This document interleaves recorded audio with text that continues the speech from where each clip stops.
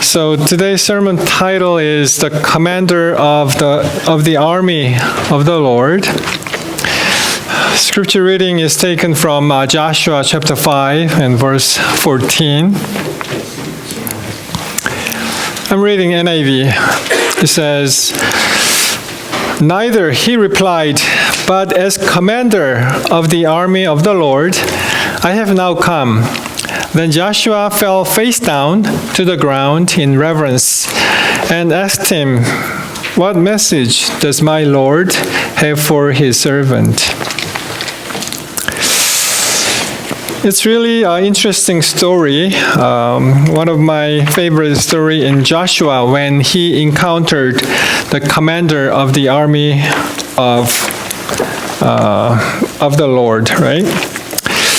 So now we just rewind a little bit because the theme of Joshua is the story of conquering the promised land. And guess what? He is a successor of whom? Great prophet Moses. So he's a great figure. He's almost the only person who face to face when he met our Lord. And he did a great job and great figure. He led out the Exodus and he experienced the water split and take the Israelites out. So now the story goes like Moses is dead and everything now put on his own shoulder, right? And he's a successor. When you have a tremendous predecessor, and it may overwhelm you because, so to speak, you are competing your predecessor when you have a job and there is a person who left and you're replacing his position, and it's always challenging because people begin to compare. Hey, Mr. So-and-so did this, and why aren't you doing the same thing like that? In political realm, I'm not talking about the politics today, but that's because I can split this church in two. So I'm not going to talk about politics. But the thing is that when the new president on his position, and some cases, I'm not talking about a specific person, but some cases, they are going to erase some achievement, the previous achievement, the former president did. Like that. It is no exception in the United States or in Korea. So this is kind of Joshua's got stressed out because of his big figure, and now I guess in human mind he wanted to outdo something. He wanted to outwit something compared to the predecessor. So in Joshua's mind, probably he wants to do something special by himself. This is my achievement. This is what my predecessor did, but this is my achievement, and I did it like this. That kind of a temptation he would take. So let's go back to Joshua chapter 5 and verse 1. Here. Now when all Amorite kings west of the Jordan and all the Canaanite kings along the coast heard how the Lord had dried up the Jordan before the Israelites until we had crossed over, their hearts melted and they no longer had the courage to face the Israelites. There's a yay moment because as Moses experienced the crossing over the Red Sea, and Joshua, similar experience he had. The Jordan all of a sudden stopped flowing down. Let me ask you a question. So they are preparing a battle, and what will be the next step in front of the battle? What he should do? Any idea? Preparing the battle, and this is something useful for the battle, like get them prepared. maybe, battle plan, or they kind of a team spirit exercise, right? All kind of those. But the next verse, it says, verse 2, Joshua 5:2, it says, At the time the Lord said to Joshua, make flint knives and circumcise the Israelites again. So Joshua made flint knives and circumcised the Israelites at Gibeath Haloth. So what kind of a battle plan is that? They're going to be sick for a while, and it is not good plan for a battle. But still, there's a purpose that God ordered them. Okay, this is time for the circumcision. You know the story of in Genesis, right? The Jacob, and what is the daughter's name? Was it Tamar? And when the daughter went out and looked around, and the village, some bad guys came out and take her down and do something bad to her, right? And the brothers of that family and got angry, but sneakily asked them, hey, this is our custom, our culture. You have to do this and circumcision. So they took it very in favor of the gesture, in favorable gesture. So they did, right? So they are in sick mode, and there's a rampant killing to happen. So it is not a good plan. Before the battle, but God asked him to do this because this battle is not belong to him, but this battle should belong to God. So after this, whatever he did, this is not from his ability, but because of God's ability, they're going to win. And verse 4, now this is why he did so, and all those who came out of Egypt, all the men of a military age died in the desert on the way after leaving Egypt. All the people that came out had been circumcised, but all the people born in the desert during the journey from Egypt had not. Okay, one more time, the comparison between big figures and Joshua and Moses. Which one is Moses, do you think, on this picture? Probably right? And the right gentleman has a sword, so conquering Joshua's image like that. And Joshua is telling to Moses something like this, anything you can do, I can do better, right? What are those two figures? They have a common experience. What do they have in common? What kind of experience they did? They speak directly to God. Speak directly to God. They loved the Israelites. They loved the Israelites, truly. Okay, I just write it down something right here.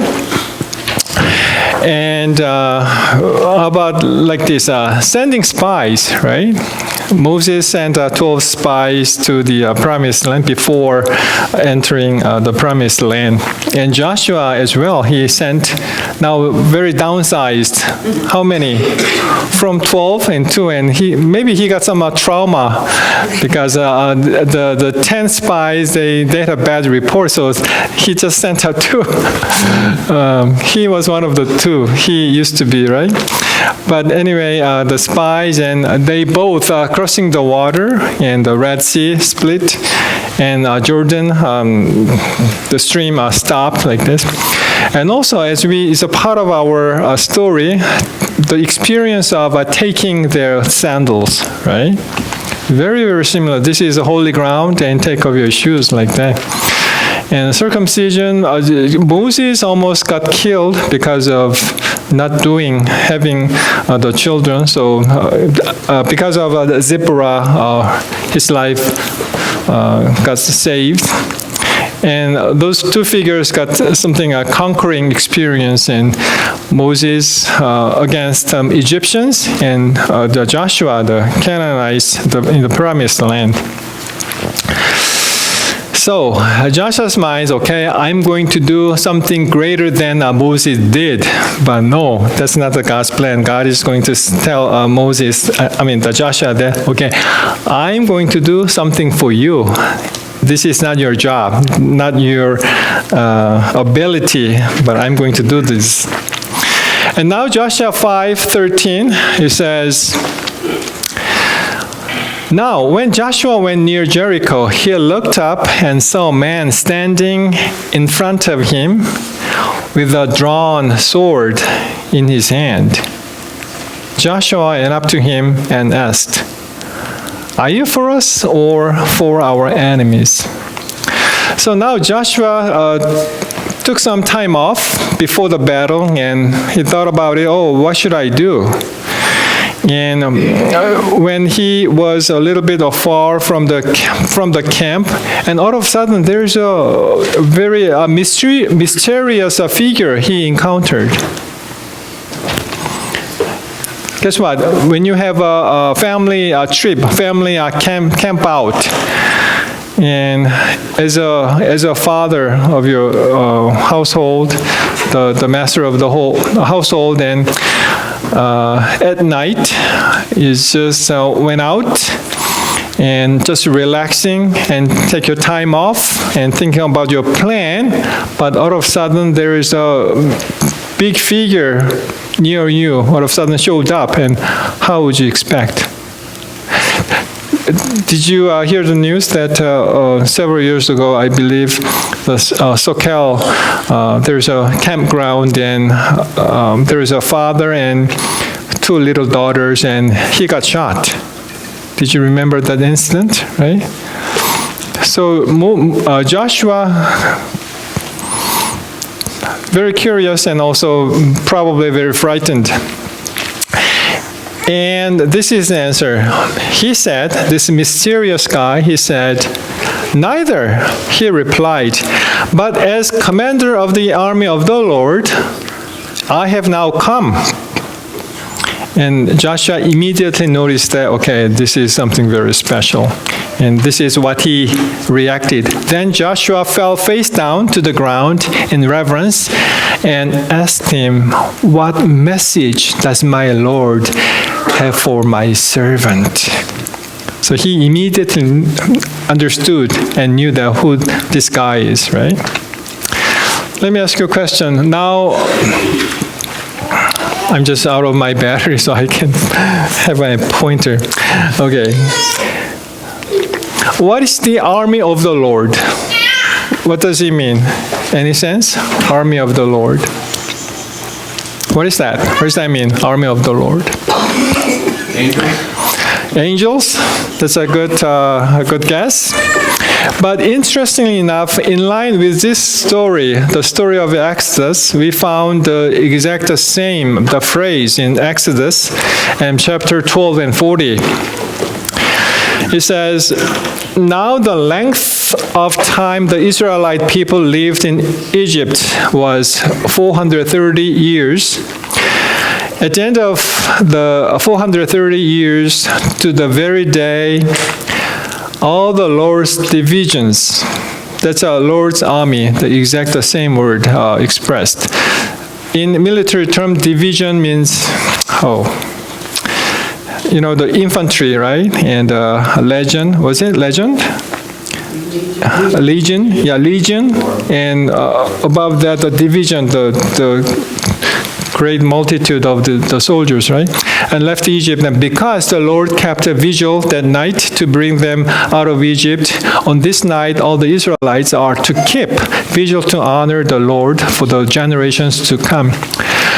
So according to this Bible text, even if the English translation didn't say the army, but the division, but the same concept, army division, the Hebrew word tzaba, it means army, battle, hosts, war. So either the army or the division, the original language, when you read the Hebrew Bible, and it's tzaba, the same word. So when this mysterious guy talks about, I'm the commander of the army of the Lord, and guess what? on this context, it's a whole Israelites, the people, Israel people. That's something very special. So now, before he encountered this person, this gentleman, the mysterious guy, he thought, okay, I'm going to lead out this war. But guess what? He met the real guy here. I'm the commander of the army of the Lord. Let me ask you a question. You are all soldiers, okay? You are doing some battle. And there is some assistant armies came to you to help you out. That's one case. The other one is that great army, powerful army, the commander is going to going to command the whole army. What would you like to prefer? Case A or case B? Okay, not simply getting some assistant from outside. If the great commander, the whole group, the whole division is going to command your people, the army soldiers, and it's going to be much better, isn't it? That exactly happened during the Korean War from 1950 to 1953.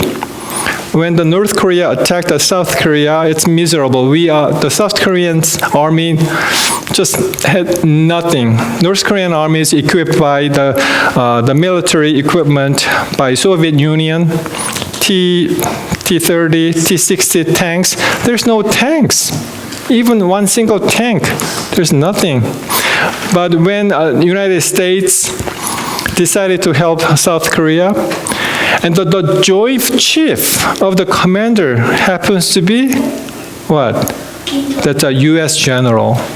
And it's the most important thing. So the U.S. general is going to control the South Korean army as well as the U.S. forces, armed forces together. So this is going to be a game changer. North Korea is going to against the U.S., not simply South Korea, the miserable, very fragile South Korean armies, but United States. It's a big change and it's a game changer. Patriarchs and Prophets has it that to reduce Jericho was seen by Joshua to be first step in conquest of Canaan. But first, all he sought an assurance of divine guidance, and it was granted him. Withdrawing from the encampment to meditate and to pray that the God of Israel would go before his people, he beheld an armed warrior, a lofty stature and commanding presence, something very special figure, with his sword drawn in his hand. The Joshua's challenge, thou for us or for our adversaries? The answer was given, as captain of the host of the Lord, am I now come? The same command given to Moses in Horeb, loose thy shoe from off thy foot, for the place whereon thy standest is holy. Reveal the true character of the mysterious stranger. So Joshua immediately recognized who this guy is. And he says, it was Christ, the exalted one who stood before the leader of Israel. So from now on, after this experience, and this is not the battle belongs to Joshua. This is going to the battle belong to our Lord Jesus Christ. You know, I'm not a big movie guy or movie fan, but the headline picked up this one. Have you ever heard of Parasite, the Korean-made movie? Academy Award. Okay, you're okay. You're okay. Nothing wrong. It says Parasite. It's a movie title, Parasite. But in the movie, you are not going to see a single parasite. That's just the name. Parasite makes a history at Oscars. And South Korean thriller Parasite wins how many? 4. It is unprecedented and never happened before. 4 Academy Awards and is the first foreign language film to claim Best Picture. Can you guess it's a Best Picture in a foreign language? So it says Best Picture and 4 Academy Awards and Best Foreign Language Film. That's an easy one because the conversation is basically in Korean. And Best Original Screenplay. And surprisingly enough, Best Director. So this guy's name is Mr. Bong Joon-ho, and he got the Best Director. So wow, this is something, it never happened before. Unprecedented. Oh, my tongue twist today. And the Washington Post says it that you should watch everything with subtitles on. I'm not a big fan of Washington Post, but it's when I was in Korea, and the New York Post and New York Times and Washington Post, the 2 great newspapers in U.S., and it says that. Basically, it's okay. Time is running out, but this is basically some trailers to understand my point. My screen is gone. Because I plug in the audio, and could you push? Okay. Let's do something here.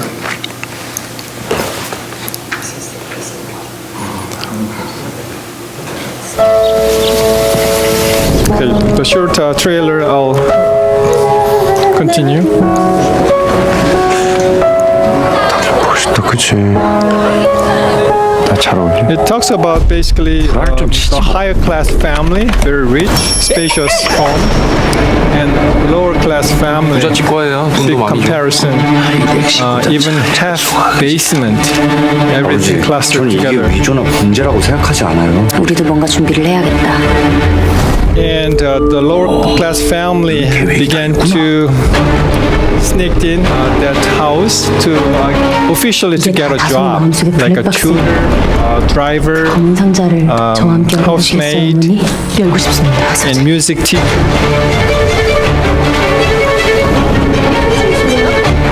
내가 원래 선을 넘는 사람을 제일 싫어하는데 오늘 이거 애들 아빠한테 꼭 비밀로 해주세요.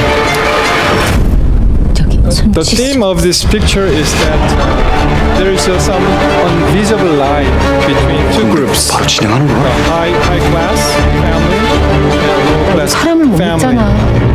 The low class 아시죠? family are the family is not supposed to cross over the line.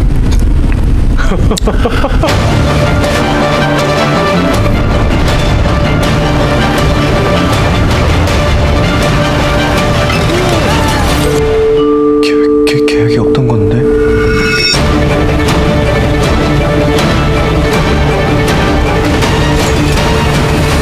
절대 실패하지 않는 계획이 먼저라네.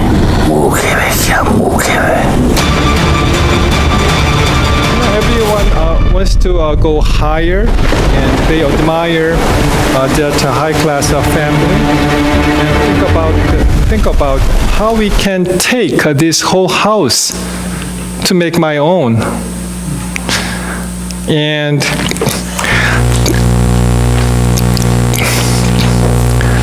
there are 2 families, and the second from your left, the second one and the third one is a high class family, and the rest of 4 family they are from the lower income or poor family. The lady on your right hand side, the second lady on your right, the daughter of the low income family, she's the only one who's dead from this screenplay, because she was crossing the line, but the director says, okay, it is not acceptable. So the scene has it that she's dead. And so we can never achieve this, upgrade our status, the movie suggests. But guess what? Once we believe in Jesus Christ and our status is unbelievably upgraded, it's just the same level of Christ. And we call him as a brother, right? As a brother and the same family, like that. So, even though the society teaches us that it is really, really extremely difficult to upgrade your status by doing something, getting money makes more money, like that. But once we are in the God's family, we are all equal, and we are upgraded to heavenly family. Ministry of Healing 363 has it that the gospel is a wonderful simplifier of life's problems. The gospel, in other words, our God, is a wonderful simplifier, the problem solver of our life problems. When you're dealing with the problem with your own, and we can't solve it, but when you have your problem, and that problem goes to your God, and God is going to take care of it. That's no more your problem, that's God's problem. That's because Psalm 46 and verse 10, it says, "Be still and know that I'm your God." Be still, know that I'm God.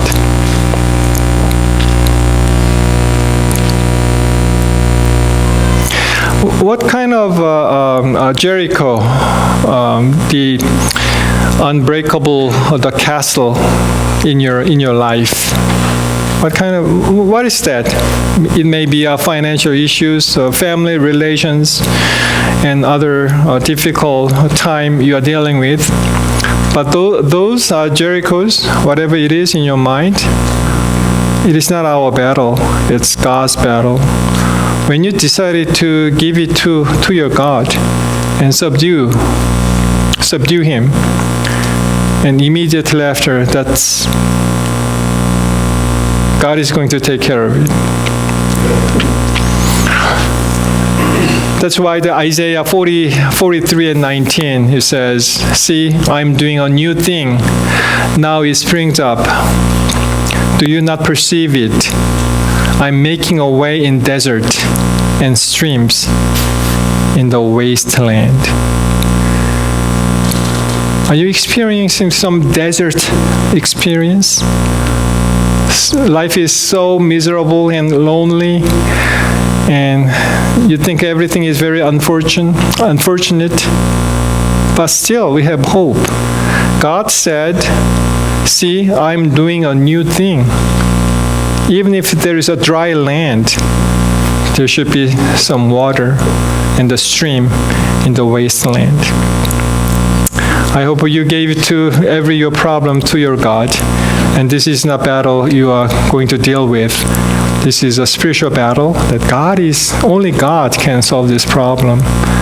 And He is going to do something miraculous thing. When you encounter the commander of the army of the Lord, there's a hope. There's always hope. That's how we can live. We can live on this earth. Even if we see this world seems to be hopeless and helpless, but still we have hope. Because if God is in our side. But that's very simple. If you always choose God's side, you're always in God's side. Don't wait, God is going to be in my side. No, you choose. You're going to put yourself in God's side. Always you are in God's side. Is that true?